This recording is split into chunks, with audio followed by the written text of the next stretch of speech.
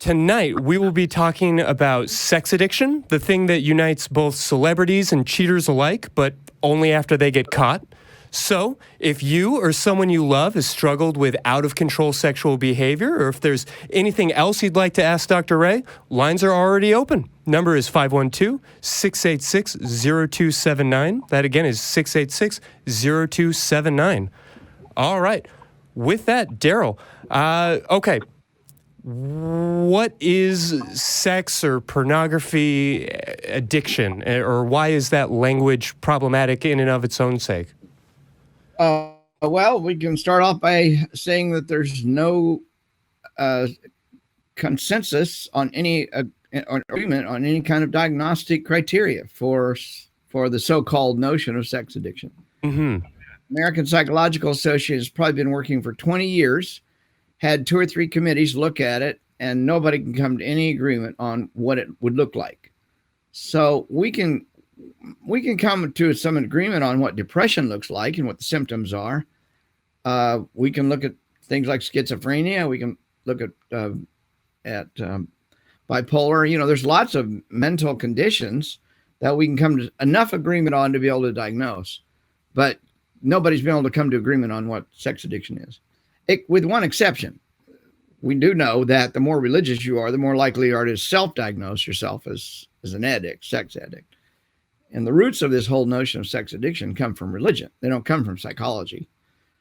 And all too often people are getting diagnosed with this notion of sex addiction when there's no evidence for it. So that's where I want to start the conversation tonight. Is it's just irrelevant to us in the sex therapy world, because nobody's a sex addict. That doesn't mean people don't have problems with sex, but there's no way to define what a sex addict was. And the whole notion of addiction is really, really problematic, as we'll talk about later, I'm sure. Mm-hmm. Just how do you define addiction? I know people who are Facebook addicts. Do we need a clinical diagnosis for that? And or Instagram addicts or Twitter addicts? I mean, the president of the United States is probably a Twitter addict. So if everything is an addiction, then nothing is an addiction. If you can't define what it is, then you need to move on and look at other things.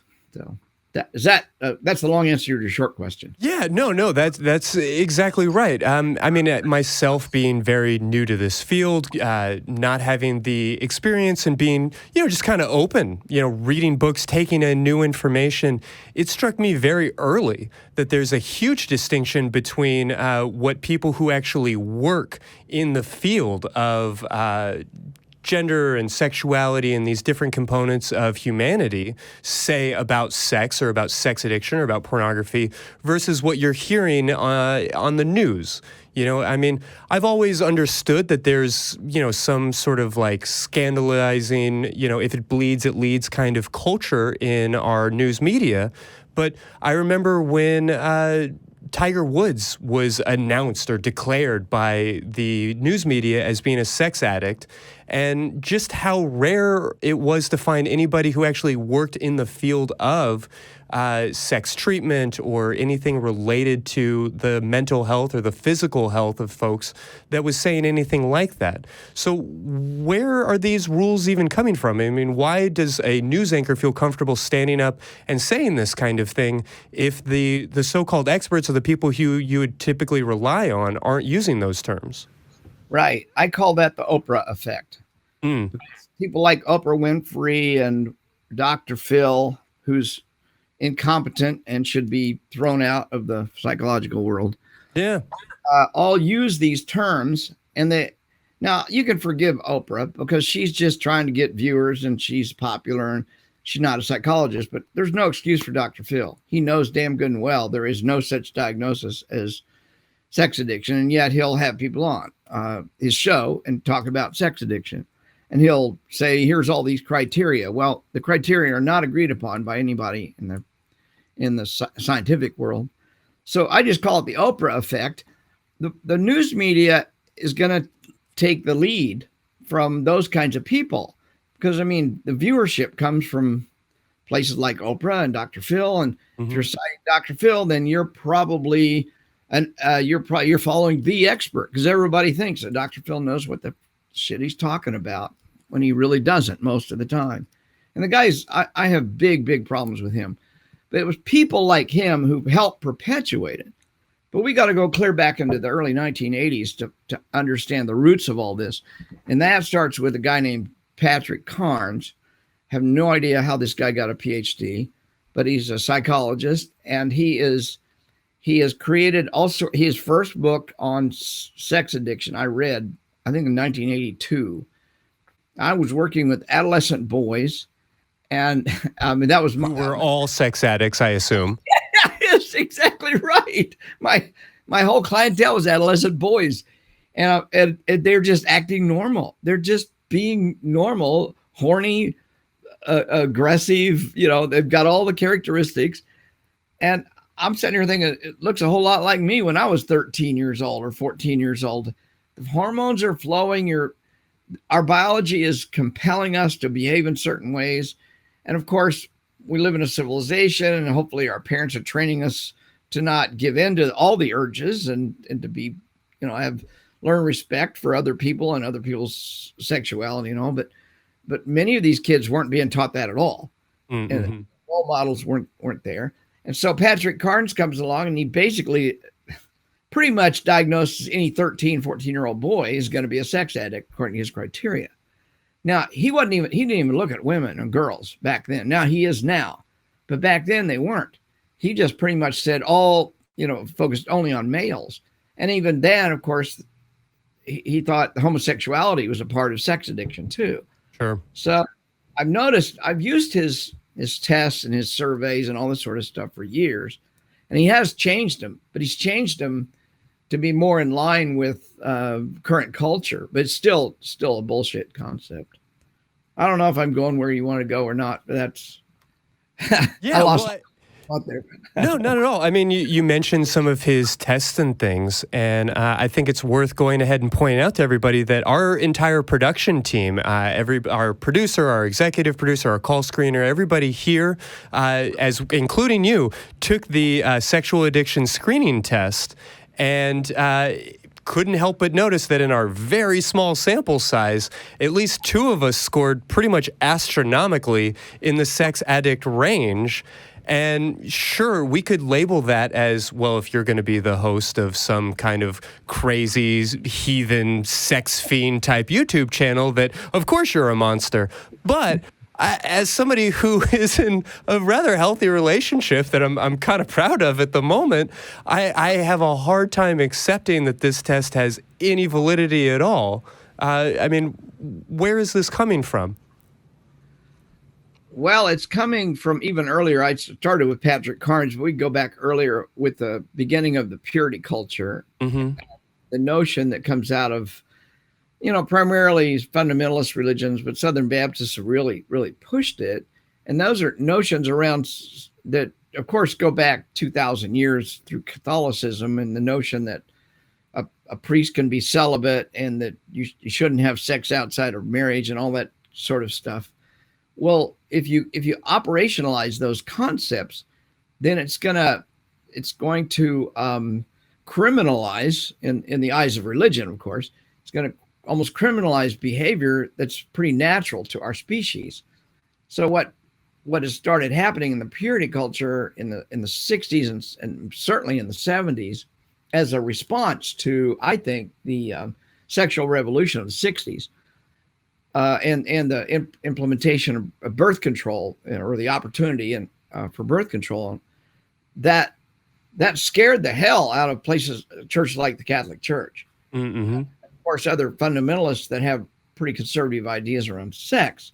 Well, the interesting thing was nobody was too worried about it in the Protestant side until the Catholics seemed to really get into it. Catholics saying being against birth control and of course abortion and all that sort of stuff. So you can almost look at things like Roe versus Wade as a wake-up call for those conservatives and a rallying point around which they can start saying that. I mean, abortion is sex, or abortion is related to sex. Mm-hmm. So if you're shaming people for getting abortions, You're basically shaming them for a decision they made around their own sexuality and their own body. And these little ideas add up over a period of 20 years in the 70s and on into the 80s. Jerry Falwell comes along, Pat Robertson comes along, the Catholic Church chimes in, of course. All these groups are starting to put together a package, if you will, to keep people infected with their particular religion. And the way you keep people infected is you make them feel guilty about their bodies, about their sexuality, and you resist the changes that culture's having to be more accepting of premarital sex and more accepting of non-traditional sexual approaches and genders and lifestyles and such. So the reaction is all these religions are putting these new ideas in. Now they're new in the sense that nobody sat down and organized these religious ideas until Jerry Falwell came along and people like him. And then you get the Bill Gothards of the world and the homeschooling movement. You put all these things together, and every one of them comes up with a package that, and I call it a package because I mean a group of ideas that all fit together nicely, like a nice jigsaw puzzle to help make people feel as horrible as possible about their bodies, about their sexuality. And oh, by the way, the only way you can feel better is by coming back to Jesus and praying and getting forgiveness and all that sort of stuff. Well, when you've got all that being dumped on you, you're going to find there's going to be something in your life that you're going to feel guilty about. Now, how do you get rid of that guilt? And Patrick Carnes comes along and he basically says that the problem you're having is that you're fixed on porn. Well, what 13-year-old boy isn't fixed on porn? Uh-huh. So right there, you've got, and when I was a kid, dang, I mean, my dad had a great porn collection, even though he's an elder in the church, and probably half a dozen other elders I could name in our church had great porn collections. So we've got all these people who are the models of our church, and they're supposedly the best, and yet they have porn collections. And they're feeling guilty. So what do? They clamp down on their kids.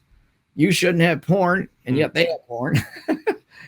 It's this struggle that comes from being so sex negative. And that creates the opportunity for Patrick Carnes to come along and say, well, the reason everybody's feeling so bad about sex and sexuality is because of these ideas around sexuality are you're feeling bad. Let me go back. Let me back up here a second because I got ahead of myself. When Patrick Carnes creates a test and creates criteria, what you don't see in his test is how religious ideology plays into his test.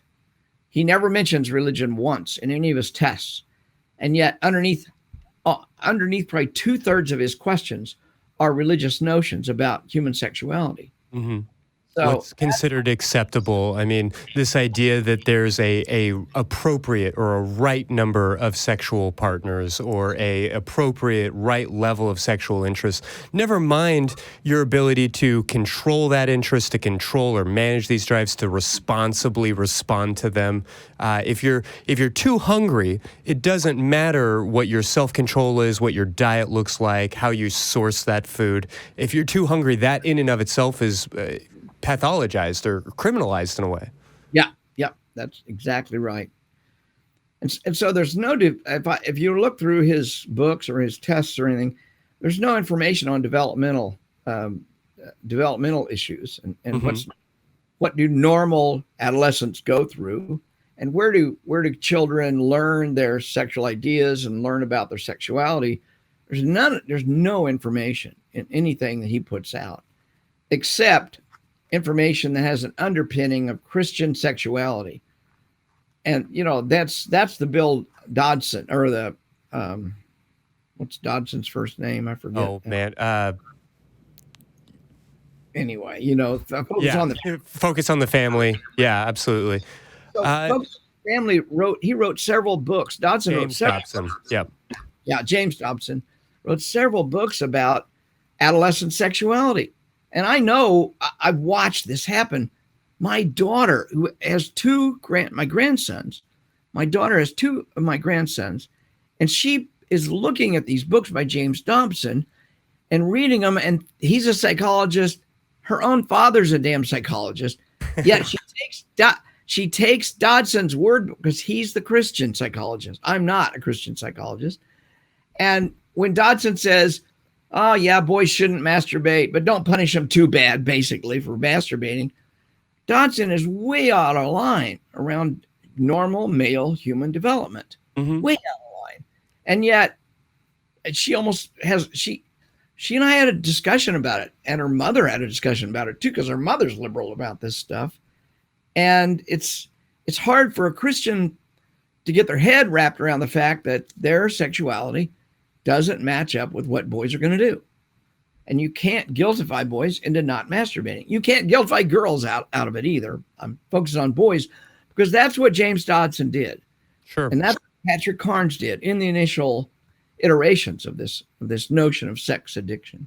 Well, and as you talk about Jerry Falwell and James Carnes and all of these folks doing something on this side to deal with sex addiction, to deal with sex, to control sex, you kind of have, on the other hand, the medical side of things, maybe the more psychological or psychiatrically inclined side of things, dealing with addiction and developing an understanding of what addiction looks like surrounding alcohol, surrounding these other things. And it gets very early on heavily influenced by Bill W. and by Alcoholics Anonymous and this sort of like very Christian infused, now higher power infused, but this heavily Christian-oriented idea of what addiction even is, or what addiction treatment ought to look like. Right, absolutely. You know, I think early American psychology, clinical psychology, not experimental psych, early American clinical psychology was highly influenced, I think, by Christianity. Yeah, I mean, the preacher was the early therapist for many, not just Americans, but I think in particular Americans. Right. Yeah. Right. And even though the roots of early psychiatry were virtually atheist, I mean, Freud himself was an atheist and wrote Despised the Catholic Church in a lot of ways. Future of an Illusion was one of the earliest atheist, really well-written atheist books. Not that I'm a Freudian, don't get me wrong. Sure. But there was an underpinning of morality, even with Freudian approaches to sexuality, that really was religious. Even though he hated the Catholic Church, I think Freud was still influenced by conservative religious ideas. And I don't know. I'm not an expert on Freud, so I shouldn't go too far there. Well, I think that's very true. And I mean, you and I even spoke very briefly before the show about how all of these issues, I mean, anything regarding sexuality has its ties or is influenced by the heavily Christian culture that we're all swimming in. So no matter how atheistic you are, no matter how you were raised or what your experience with the church is, this is the culture that we're all dealing with in a lot of ways. So it does have these heavy influences. Yeah.